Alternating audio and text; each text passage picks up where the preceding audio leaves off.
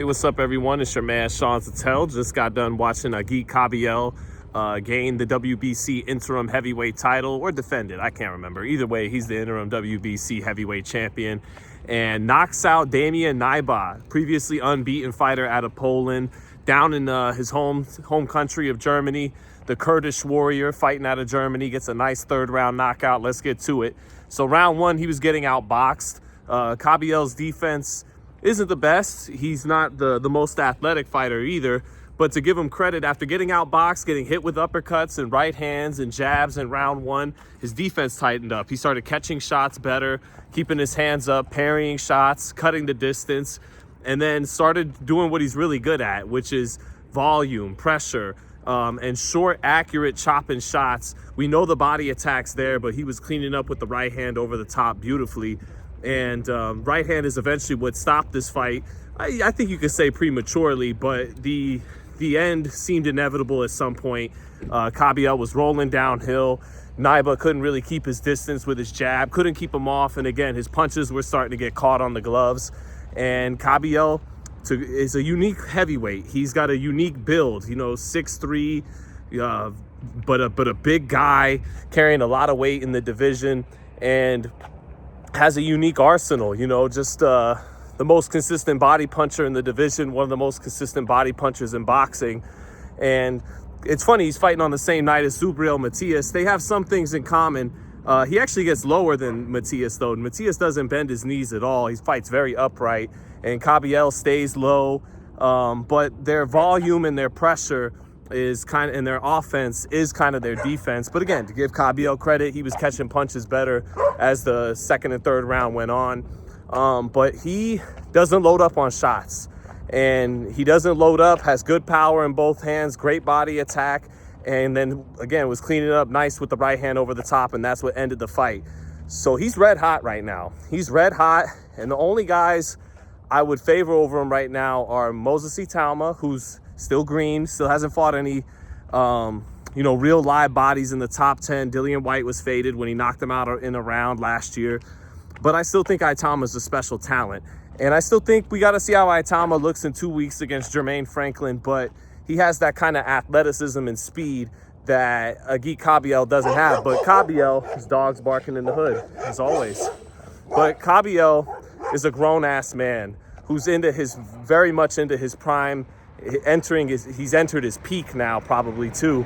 And Itauma's not close to his prime or his peak, but it's just a more special talent than Agit Kabayel is. And I think after Jermaine Franklin, no more kind of prospect fights.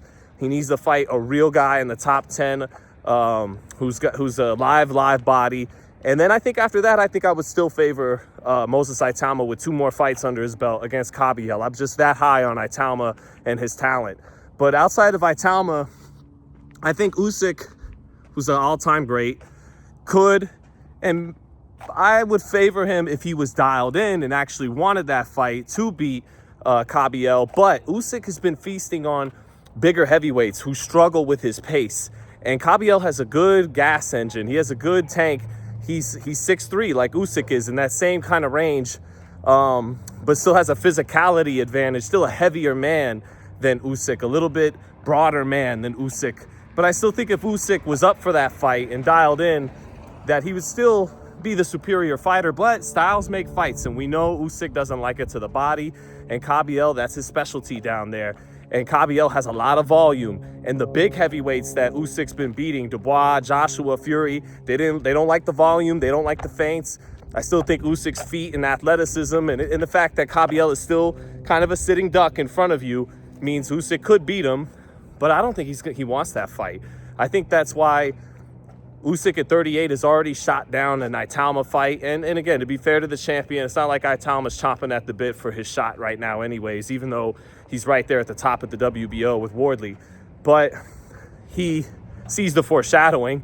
He sees how dangerous and talented that young man is, and he's already kind of shot that fight down for the future. And I wouldn't be surprised if Usyk vacates instead of fights this guy right now. This guy is red hot. It's a really dangerous title defense. And I think that's why Usyk is looking at guys who are faded like Deontay Wilder instead of a guy who's hungry and chomping at the bit like Kabayel, who called him out after the fight who drew a big crowd in Germany, and had a hell of a performance tonight. So do I think Usyk is the favorite against Kabayel? Yes. But I also think, like a lot of people who are watching these fights, Kabayel is a very dangerous style matchup for Usyk. Some of his strengths line up with Usyk's weaknesses, you could say. Yeah, again, the body. So, and I don't think the champion at 38 is looking that way. So I won't be surprised if Usyk vacates instead of fights this dude right now. So I think, the Fabio Wardley fight is a hell of a fight between those two.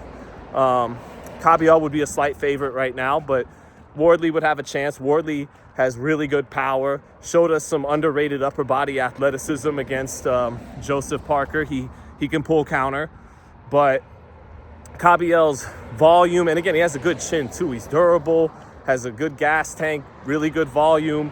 I think Kabayel would be a slight favorite, but I'm not counting Wardley out in that fight at all.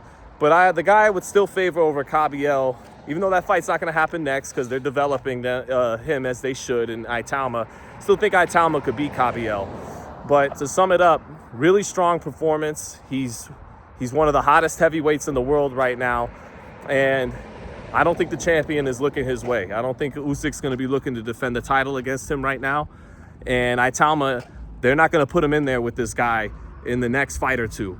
So right now, you could argue he is the hottest heavyweight in the world. But again, he's still right there in front of you. And certainly not unbeatable. But he's red hot. And I think he may be the next fully fledged WBC heavyweight champion, because I'm not sure the champion's going to look his way right now, dangerous as he is right now. So that's my assessment of the fight. Credit to the Kurdish warrior fighting out of Germany. He had a hell of a performance. And we'll see what goes on next.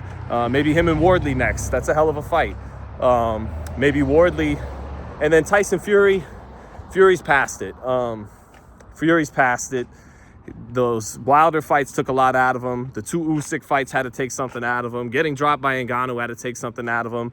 Once upon a time, I'd have picked Fury to beat Kabayel. No problem. But right now, I don't know about that.